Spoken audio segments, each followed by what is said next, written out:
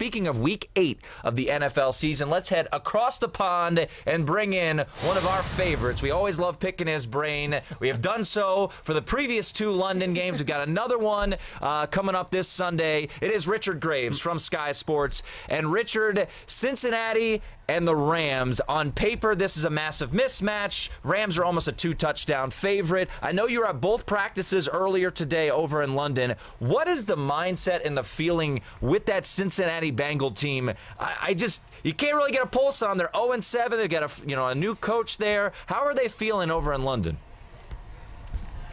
Well, I've got to tell you, as you point out, I've been with both teams, visiting with both players and coaching staff this afternoon, and you can't escape it. The Cincinnati Bengals felt flat at practice this afternoon. They had A.J. Green back out there on the field. Clearly not ready to go yet, but it's a good sign that he's back and he's got the bye week next week, and then they'll look maybe at week 10. That's, of course, unless they decide to make a move with him before Tuesday's trade deadline. But Zach Taylor's come in here when the whole league this off-season was looking for the next Sean McVay. Well, it appears to have worked in Green Bay with Matt LaFleur. To this point, not so much with Cincinnati and Zach Taylor. And he was saying, look, we've just got to approach this as if we've got a winning mindset already. Well, it's easy to talk the talk. It's a little harder to walk the walk. And when you compare that to the LA Rams, who arrived like pop stars in Heathrow Airport this morning, there were fans there waiting to greet them, hollering them. Jared Goff told me a little earlier that it was different, and they enjoyed that adulation they got from the fans. And who wouldn't? And there's more energy about them. Coach McVay has done this before. 2 years ago, of course, he's trodden this path well, and he was a winner on that occasion. And they're back to winning ways after last week taking care of business in Atlanta. So honestly, guys, the feeling between the two camps couldn't be more stark.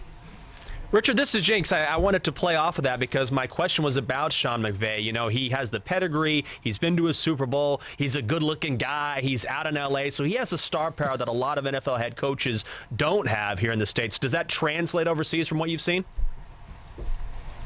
It absolutely does, and he's so personable as well. You know, he makes sure he knows all the names of the reporters. Even when he comes over here, he recognises you from when he was here 2 years ago. Wow. And of course, as I said a few moments back, he came over 2 years ago. They stayed in Jacksonville on that occasion, still came in on the Friday morning, and then literally wiped the floor with the Arizona Cardinals. As you recall, they shut them out in that game at Twickenham. Well, this time around, they've gone and taken care of business in Atlanta. They trained at the Georgia Tech facility at midweek, and they've come in again Friday morning. And whereas I felt the Bengals were a little bit flat at practice today, Sean McVay came in bouncing. The players were upbeat. And there's an energy that you cannot escape when you're around the Rams.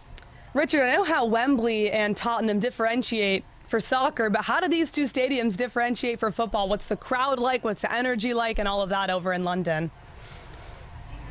Well, as we've spoken about in recent weeks, Sarah, you know, the new Tottenham Hotspur Stadium has done something that you don't really come across too much in sports, and that's get widespread accolades from everybody. I haven't heard a single bad word from the media, from coaching staff, from players. Even Commissioner Roger Goodell came over and raved about it.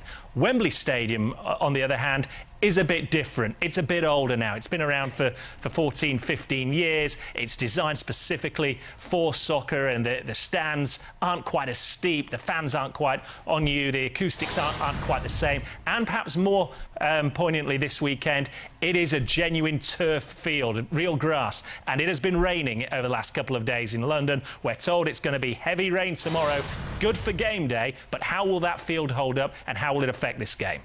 We're talking once again with Richard Graves, who has joined us on multiple occasions when we have those London games. There'll be one more after this weekend, and as we've been talking about, it will be the Bengals and the Rams. And Richard, I think you brought up a really important point that many people probably didn't realize, that the LA Rams didn't go back to L.A. They stayed in Atlanta. So how important was that? And was there any really talk about jet lag or time differences because they were on Eastern Standard Time as opposed to going all the way back home? Well, you know, it's interesting because Coach McVay came out and he was honest. He was asked the question. He said, well, guys, you know, I'm a little bit sleepy right now, but come game time, we'll be good. In contrast, Zach Taylor came out and said, Heck, I slept the whole flight. I don't see why anybody would have an issue. And yet, as I keep saying, the contrast between the two camps at practice could not have been starker. And if you're Sean McVay, you've got the experience. You've bought the T-shirt. And I think if you look over his tenure as head coach of the LA Rams, the facts are startling. He's something like 7-0 when his team are playing in the Eastern time zone or in London. He hasn't lost a game as head coach in those time zones at the LA Rams. And here you go. He's coming up against a Cincinnati Bengals side coached by a guy he knows really well because he's been on his coaching staff over in LA the last 2 years. And add into that equation, the Bengals are 0-7 as well and haven't really looked like beating anyone to date. Why wouldn't you be confident coming into this game? We're talking with Richard Graves, sports reporter for Sky Sports. Richard, I think we know the answer to this, but have we seen the end of Todd Gurley as an every down back for the Rams who can carry the load? Is his role now just going to be that guy who can carry it a few times a game and be dynamic out of the backfield but never really tote the football like he used to? Well, Todd Gurley's never going to admit that, and the Rams certainly aren't going to go on record saying that.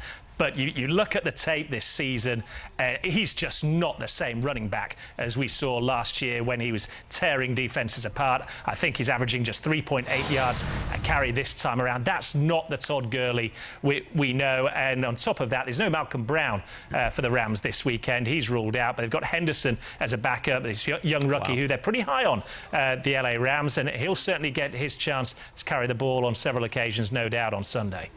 Richard, can you talk about Jaylen Ramsey a little bit and maybe how you've seen him fit into this new Rams team since he's been traded from the Jaguars?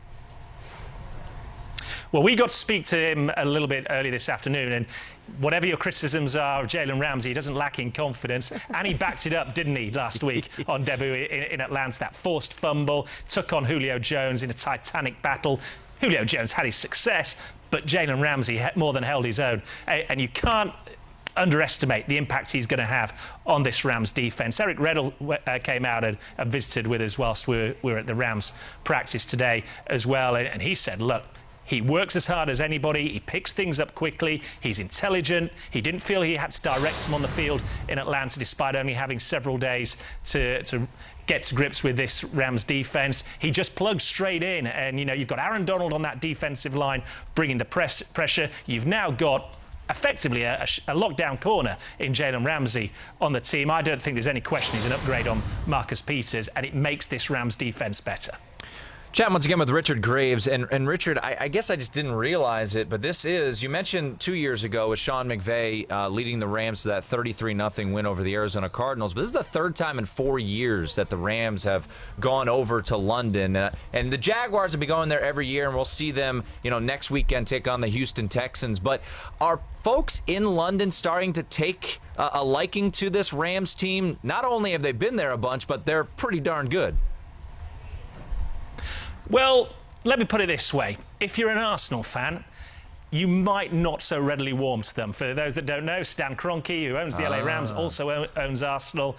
And there's a little issue there between the Arsenal fans and how much investment is going into the team and whether they're underperforming or not.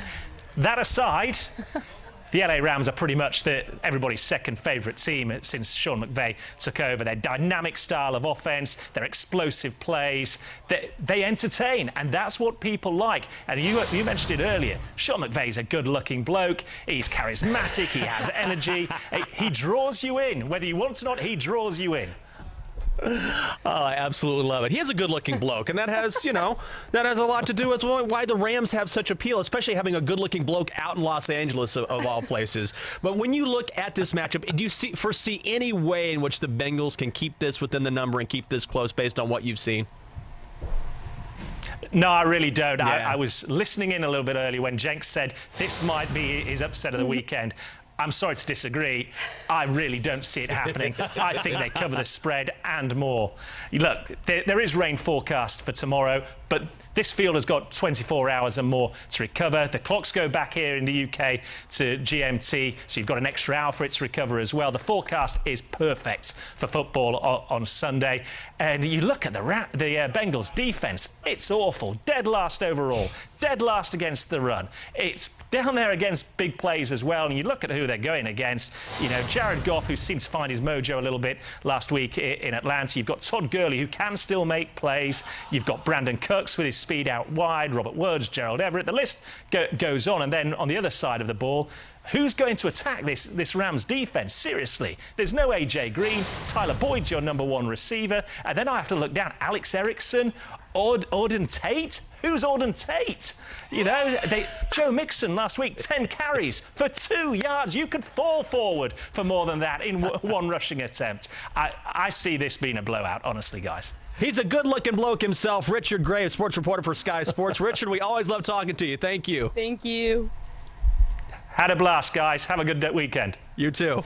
Do you think bloke isn't in my everyday vocabulary now? Should be. I've already used it twice. Within the last I predict minute. I'll set the total for the rest of the show, 10 over under for how many times you say know what? bloke. Hammer the over. Hammer the over. I'm putting that down here. 10 See, this times. is a nice shirt. Makes you look like a good-looking bloke. Oh, There's one. No. We're gonna keep it going. you got the little sweater. I'm look going here. old man sweater. I need to read a kid a book or something with this thing on. You know. Still makes you a good looking bloke.